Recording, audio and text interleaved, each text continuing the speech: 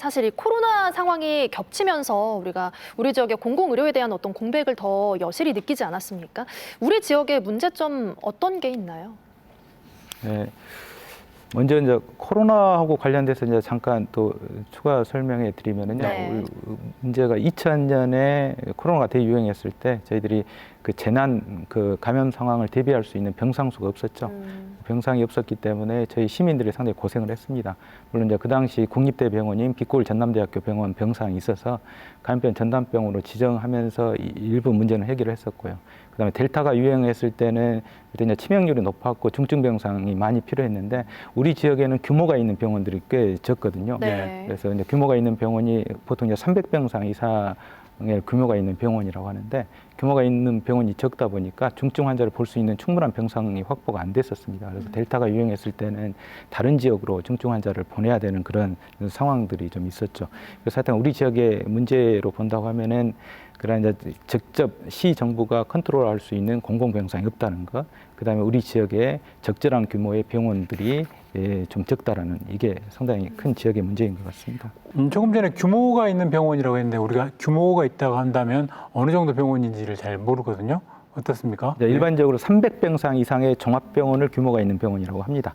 우리 이제 광주 지역은 300병상 이상 규모가 있는 병원이 한 5개 정도가 있습니다. 전남대병원, 조선대병원, 기독병원, 보훈병원, 보훈병원, 첨단병원. 아, 첨단병원까지요. 네. 지금 교수님께서 이제 규모가 있는 병원이 부족하다라고 말씀을 해주셨는데 최근에 광주에서 소아외과 전문의가 부족한 상황 때문에 3살 아이가 대전까지 수술을 받으러 가는 일이 있지 않았습니까? 그런 뭔가 응급의 상황에 필요한 수술을 할 수 있는 그런 의사 수 또 병원 수가 부족하다고 봐야 하는 거죠? 일단은 갈수록 필수 의료, 필수 의료에서도 중증을 보는 필수 의료에 종사하는 의료 인력들이 부족해지고 있습니다. 최근에 주로 이제 의사들이 약간 이제 삶의 질을 좀 더 추구하는 그런 경향들도 많이 나타나고, 의과대학을 들어오는 학생들의 좀 속성도 이전하고 많이 좀 바뀐 것 같습니다. 좀 소득이 높은 학생들이 들어오고 아주 우수한 아주 0.3% 이내의 학생들이 들어오다 보니까 일단 사명감보다는 좀 워라밸을 좀 더 중시하는 형태로 좀 가고 있는 것 같고요. 또 하나는 절대적으로 우리나라에는 의사 수가 부족합니다. 네. 보통 이제 OECD 통계하고 비교하는데요. 1000명당 의사 수가 몇 명이냐를 가지고 보통 이야기하는데 우리나라는 한 1000명당 2.5명, 여기는 한의사를 포함합니다. 네. 근데 그 OECD 국가는 1000명당 한 3.7명 정도 됩니다. 그래서 한 66% 정도밖에는 안 되죠. 또 그것뿐만 아니라 의과대학을 졸업하는 숫자도 OECD 국가에서 가장 낮은 편에 있습니다. 그래서 이제 향후에도 그냥 증가할 가능성은 상당히 낮다라는 그런 문제가 있어서 향후에 이제 필수 의료 인력들을 필수 의료에 종사하는 의료 인력들을 늘리는 게 중요한데 과연 이걸 어떤 방법으로 늘릴 거냐에 대한 이제 현실적인 문제들이 있을 것 같고요. 그래서 정부에서 아주 극단적인 방법의 필수 의력을 늘릴 수 있는 그런 방법들을 써야 될 거라고 생각을 합니다. 필수 의료로 가는 어떤 수과들도 얼른 빠른 시간 안에 좀 할 필요가 있고요. 그다음에 절대적으로 부족한 의사 수도 일부 의과대학 정원을 조정해서라도 이 부분들은 한시적인 입학 정원을 조정해서라도 이 문제를 좀 해결할 필요가 있다는 생각이 듭니다. 네.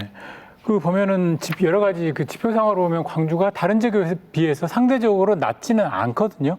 그런데 어찌됐든 의료 공백은 지금 발생을 하고 있었던 부분이 있고요.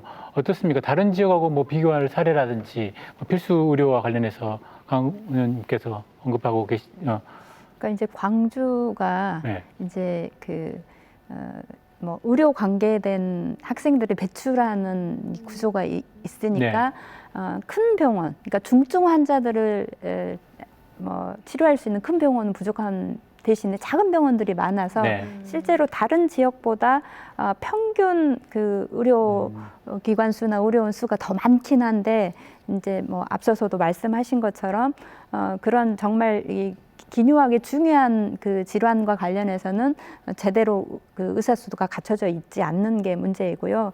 이제 아시겠지만 아산병원 간호사 사망 건도 국내의 5대 병원 중에 하나인데 어떻게 그런 일이 발생할 수 있어 하고 이제 국민들이 전부 다 충격을 먹었을 것 같아요. 그런데 보면은 거기도 뇌혈관 수술과 관련해서 개두술을 할 수 있는 의사가 2명밖에 네. 없었거든요. 2명 다 안 되니까 다른 데로 이제 전원 조치를 한 것이고 그런 면에서 광주도 그렇게 긴급 질환과 관련해서 다른 지방보다 그 전원 조치하는 경우가 되게 많아요. 네. 그런 것은 그런 필수 의료 인력들이 부족하다는 거고요. 그러니까 전국적으로 보면 흉부외과는 뭐 47.9, 그다음에 소아청소년과 28.1, 그리고 외과 76. 그다음에 산부인과 80% 정도에서 의료 수급 자체가 전국적으로 이렇게 이 과들은 부족한 상태이고 더욱이 이제 광주처럼 그 적당한 뭐 중급의 병원이 네. 없으면 이제 더 심각한 문제가 발생하는 것이고요. 네. 그래서 이제 앞서 말씀하신 것처럼 의사 인력을 늘리는 것이 필요하고요. 또 그 필수 중증 의료 분야와 관련해서 좀 유연책이 없다는 면에서 의료 수가를 높이거나 또는 그 외 다른 방법들을 좀 찾아야 되는 게 필요할 것 같고요.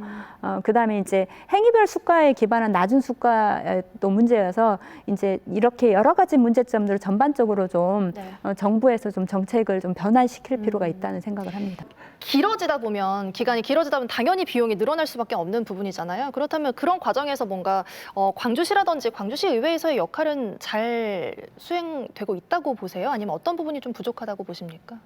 이제 뭐 앞서서도 교수님이 말씀하셨듯이 코로나 초창기에 조금 더 빨리 진행을 해서 다른 세계 광역시도하고 맞춰서 작년 3월에 에타를 집어넣더라고 하면 같이 면제가 됐을 텐데 이제 울산하고 같이 미뤄지면서 이제 그렇게 해서 지금 1년 반 정도가 미뤄진 것이 좀 아쉬움이 있고요.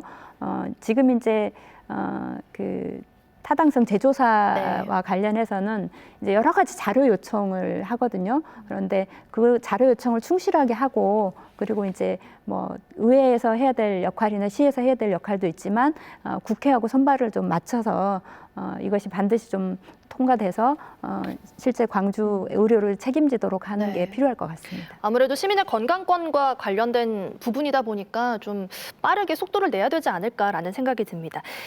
앞서 이제 봤던 보도에서 서남권 원자력 의료원 추진 때문에 공공의료원이 광주 공공의료원이 좀 영향을 받는 거 아니냐 이런 이야기도 나왔거든요. 이 부분에 대해서 좀 해주실 말씀 있을까요? 서남권 원자력 의료원은 특성이 아주 다른 겁니다. 암 환자를 보는 병원이고요.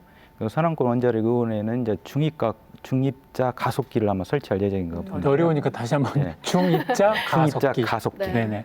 그러니까 입자를 가속해서 암세포를 가속된 입자로 때려서 치료하는 거죠. 예, 그런데 그 비용이 입자 가속기라고 하니까 꽤 비싸죠. 시설을 하려고 하면 비용들도 많이 들어가고요.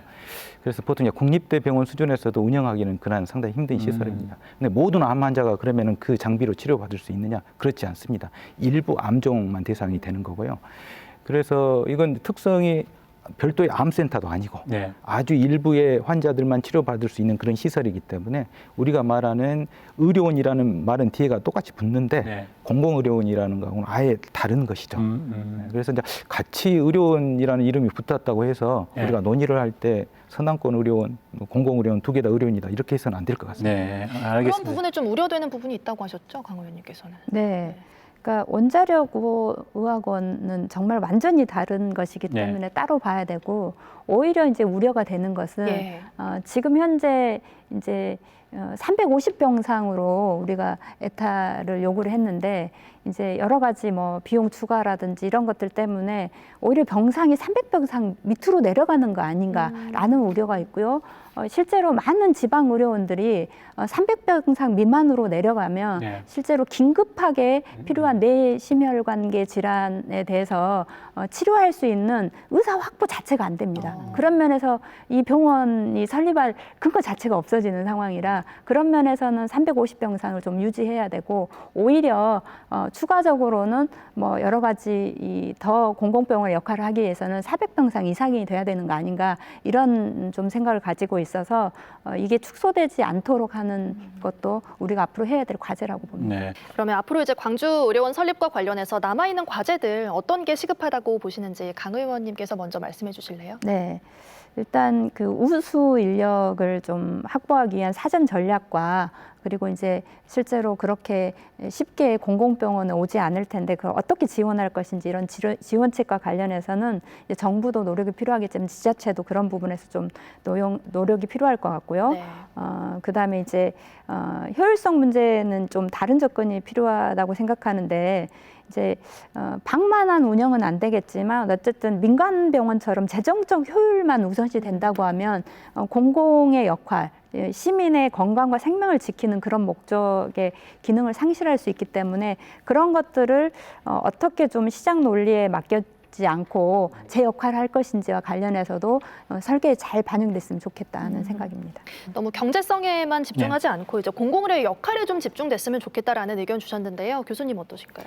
네, 뭐 가장 중요한 게 좋은 의료 인력을 확보하는 문제일 것 같습니다. 이게 가장 쉬운 부분이 아닐 것 같다는 생각이 듭니다. 특히 의사 수도 상대적으로 부족하고 필수 의료에 종사하려고 하는 의사들도 갈수록 줄어드는 상황에서요. 결국은 또 우리 지역에 있는 권역 책임 의료기관인 전남대학교 병원이 이 부분에 대해서 좀 협력 모델을 좀 만들어서 의료원과 같이 해서 인력을 어떻게 좀 할 거냐 이런 부분들도 좀 고민할 필요가 있겠고요.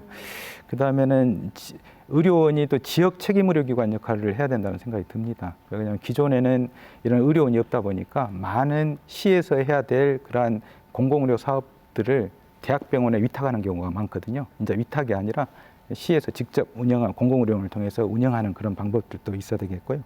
그 다음에는 이제 시민들의 실질적인 참여, 의료원 운영에서 실질적인 참여가 보장이 돼야 될 것 같습니다.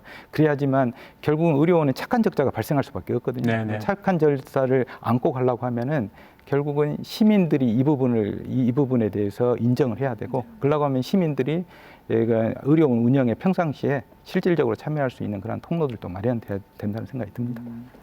이제 오늘은 이제 광주의료원 이야기, 아직 세워지지 않은 광주의료원 이야기를 했는데 전남에도 지금 있지 않습니까? 전남하고 광주하고 상황이 조금 다르긴 한데 지금 어떻게 운영되고 있는지 혹시 이야기를 좀 해줄 수 있나요? 전남도 강진하고 순천이 네. 있죠. 네. 규모가 너무 작아서 네. 실제로 이제 의사들은 또 이런 게 있거든요. 본인이 이제 그 배운 것들을 계속 활용할 수 있어야 자기 그 기술도 이렇게 유지할 수 있는데 그런 면에서 규모가 너무 적으면 아예 외상 환자라든가 이런 걸 받지 못하고 가정의료원 정도의 역할밖에 하지 못하는 측면이 있습니다. 네. 그런 면에서 그런 그 작은 규모의 지방 의료원들을 일정 규모로 확대하는 것과 관련해서도 중요하게 국가 정책으로 요구를 하고 있는데 그런 의료원들도 좀 더 규모를 확대하고 시설을 좀 현대화하는 게 좀 필요하다고 봅니다. 네. 교수님께서는? 예, 저도 지금 강진 의료원, 순천 의료원, 목포 의료원이 있는데 네네. 규모를 더 키워야 된다는 것은 저는 절대적으로 동의를 하고요. 또 그것뿐만 아니라 그 목포권하고 순천권에 상당히 큰 규모의 대학병원급의 의료기관이 필요하다는 생각이 듭니다. 네, 네. 이걸 갖다 어떻게 마련할 거냐, 저는 이제 과연 전라남도에 의과대학이 필요하냐에 대한 의문은 갖고 있긴 하지만 네. 그렇지만 현실적으로 그 지역에 대학병원급 어떤 의료기관을 만들 방법이 의과대학 만들지 않고는 현실적으로 만들 방법은 없습니다. 그래서 우리 목포권하고 순천권에 어떤 대학병원급의 의료기관을 만드는 것도 상당히 중요한 문제라고 생각합니다. 네, 좋습니다. 전남 쪽까지 이야기를 했고요. 자, 광주 공공의료원 또는 광주 공공의료 전반에 대해서 마지막으로 시간이 한 2분 정도 남았으니까요. 꼭 한번 하시고 싶은 이야기 있으시면 해주십시오. 네. 공공의료원이 좀 제대로 정착하려고 하면 무엇보다 시민들과의 신뢰가 최우선의 성공 요건이라고 생각합니다. 그런 면에서 설립 준비 과정부터 좀 투명하게 시민들한테 공개되고 그리고 진료 계획을 포함한 운영 계획도 시민 중심으로 좀 세웠으면 좋겠다는 생각이고요.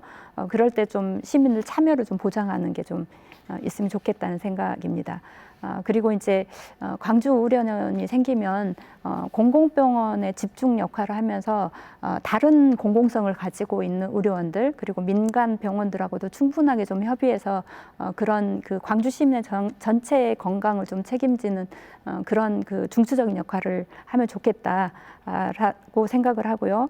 그리고 이제 국회에서는 이런 역할을 할 수 있도록 광주 의료원 타당성 조사나 그다음에 이후에 재정적인 지원이나 이런 거에 대해서 적극적으로 좀 노력하겠다는 다짐도 드립니다. 네. 마지막 말씀 해주시죠. 좋은 병원을 만들어야 됩니다. 시민들이 원하는 것도 좋은 병원이고요. 좋은 병원의 가장 중요한 것은 접근성이었는데 접근성은 확보가 됐습니다. 네. 저는 아주 이것에 대해서 좋게 생각하는데요. 마륵동이면 충분하게 네, 좋은 그렇죠. 접근성. 네. 그 다음에는 결국은 실력 있는 병원, 좋은 병원을 만드는 게 중요하겠다는 생각이 듭니다. 네, 네, 두 분 알겠습니다. 애써 주시기 바라겠습니다. 네. 바랍니다. 네. 네, 지금까지 강은미 국회의원, 전남대 예방의학과 신민호 교수였습니다. 두 분 고맙습니다. 네, 고맙습니다.